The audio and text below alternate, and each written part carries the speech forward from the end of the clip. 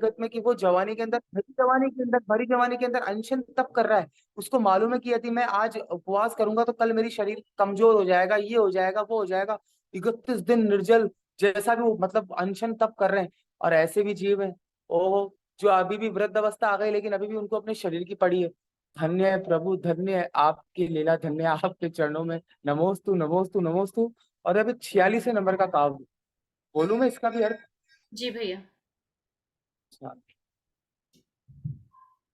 थोड़ी सी, ये भगवान देखो, क्रम क्रम से आचार्य मानतुंग स्वामी जी बढ़ते चले गए।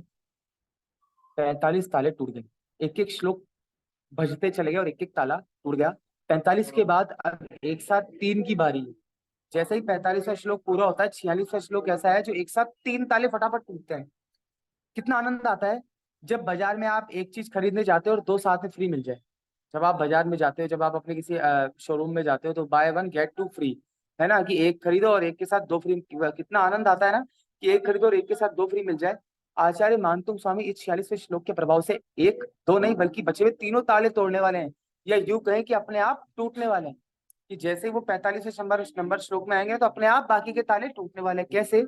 शनै शनै पंथा, शनै शनै ग्रंथा, शनै शनै कंथा, क्रम क्रम से चलने रहने से पथिक मार्ग प्राप्त करता हुआ गंतव्य स्थान पर पहुंच जाता है। जो क्रम से चलता है, जो भागा दौड़ी करेगा वो गिर जाएगा, उसको रास्ता भटक जाएगा। लेकिन जो क्रम क्रम से चलेगा, एक दो तीन चार पाँच छह सात आठ, तो वो सारे मार्ग पर चलता हुआ अपने गंतव्य स्थान तक पहुंच जाता है। एक एक आपने एक एक पृष्ठ पलटा, पहले एक श्लोक, दो श्लोक, तीन श्लोक, चार श्लोक, एक एक पृष्ठ पढ़ते पढ़ते ग्रंथ पूर्णा को प्राप्त हो जाता है। जब आप एक एक पृष्ठ पढ़ते हो तो ग्रंथ भी, हजारों पेज का ग्रंथ भी पूर्णा को प्राप्त हो जाता है। और माँ क्रम क्रम से चलते हुए पूरा स्वेटर बुन लेती है। जब आप स्वेटर बुनते हो तो क्रम क्रम से धीरे धीरे धीरे धीरे धीरे धीरे पूरा स्वेटर बुन लेती हो। आचार्य मानसिंह स्वामी जी भी पूर्णाते की ओर है। जो जीव क्रम क्रम से नहीं चलते वह भ्रमित हो जाते हैं। जो जीव क्रम क्रम से नहीं चलते वो भ्रमित हो जाते हैं। क्रम क्रम से चला क्रम, कहीं ना हो जाए तुझे भ्रम। आचार्य श्री कहना चाह रहे हैं कि जो क्रम क्रम से नहीं चलता, जो क्रम क्रम में नहीं जा रहा, उसको भ्रम हो जाएगा। कोई अगर जोर से रस्सी बांध जाए तो खोलने में बड़ी जटिलता होती है। कोई अगर जोर से रस्सी बांध जाए तो खोलने में जटिलता होती है। यहाँ रस्सी की नहीं, ऐसे बंधन की व्याख्या है जिससे मुक्त होना मानतुंग जैसे जीवों के बस में ही है। कि मतलब आपको ऐसा जकड़ा दिया इस शरीर ने, तो हर किसी के बस में नहीं, वो मानतुंग स्वामी जैसे जीव में ही है। लोह श्रृंखलाओं से जकड़ा हुआ शरीर, जंघाएं छिल रही है। लोह यानी कि लोहे के द्वारा जकड़ा हुआ शरीर और जंघाएं छिल रही है। सिर से लेकर पैर तक बंधन ही बंधन। क्या किया जाए? ओहो, मेरा तो पूरा शरीर जकड़ा हुआ है, क्या करूं? हे प्रभु, ऐसे बंदी जन के पास एक ही उपाय है, वे उपाय है आपके नाम का स्मरण। कारागार में बंदी जन आपके नाम का स्मरण कर सर्व बंधनों से मुक्त हो जाते हैं। आचार्य मानसिंह स्वामी बंदी गृह में बंद है, उनको सर्व बंधनों से मुक्त कराया आदिनाथ प्रभु की स्तुति ने। आदिनाथ स्तोत्र ने, भक्तामर स्तोत्र ने जैसे ही विशुद्धि पूर्वक 46वां श्लोक लिखा, जैसे ही आचार्य मानतुंग स्वामी जी ने आपाद कंठ मुरु श्रृंखल वेष्टितांगा गाढ़ं बृहन्निगड कोटि निघ्रष्ट जंघा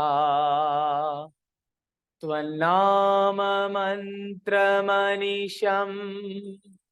मनुजा स्मरन्तः सद्य स्वयं विगत बंद भया भवंती। और देखो आंखें बंद करके, जैसे ही पूरी विशुद्धि के साथ, क्योंकि जब तक विशुद्धि नहीं है भक्ति में तब तक आनंद नहीं, तब तक आनंद ही नहीं है। मालूम पड़े कि मेरे सामने मेरे दुश्मन खड़े हैं और मैं भक्तामर का 42वां काव्य इसलिए पढ़ रहा हूँ कि मेरा, मैं इनसे युद्ध करूं और मैं विजय हो जाऊं, इसका मतलब मैंने अभी भक्तामर संज्ञा को प्राप्त ही नहीं किया। हाँ, ये बात सत्य है, क्योंकि मुझे तो मेरे शत्रु में भी क्या देखना है? भगवान। वो भी तो भगवान है। और जैसे ही 46 लोग आचार्य मान तुम स्वामी पढ़ रहे हैं और तीन ताले टूट पड़े, बड़ी हुई बंधी हुई बेड़ियां टूट पड़ी और मन मान तुम स्वामी कारागार से मुक्त हो गए। ऐसी होती है जिन भक्ति, सर्व बंधे भय निवारक, सर्व बंधे भय निवारक, सारे बंधन छूट गए और सारे भय छूट गए। क्योंकि क्यों हुआ ऐसा?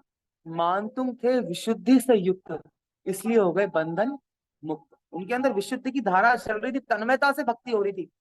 अब सुनो, परतंत्रता, पराधीनता का जीवन कौन जीना पसंद करता है? कोई भी नहीं करता।